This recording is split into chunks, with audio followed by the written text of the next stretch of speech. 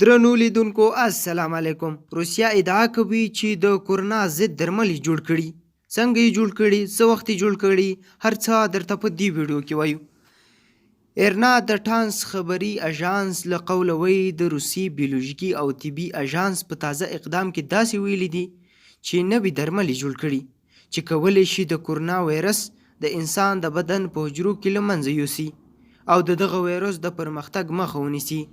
د ټاس خبري اژانس د راپور له مخې دغه درمل د روغتیا د نړیوال سازمان له سپارښتنو سره سم جوړ شوي دي، خو تر اوسه یې ناروغانو ته د ورکولو سپارښتنه نه ده شوې.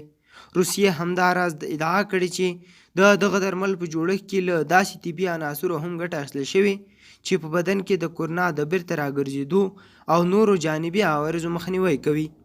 تر اوسه د روغتیا نړیوال سازمان په دې اړه څه نه دي ویلي او نه یې هم روسیې په اړه لا ډیر معلومات خپاره کړي. که دغه ویډیو مو خوښه شوې وي زموږ یوټیوب چینل در سره سبسکرایب او ویډیو در سره لایک کړئ. یوه نړۍ مننه، ژوندي اوسئ.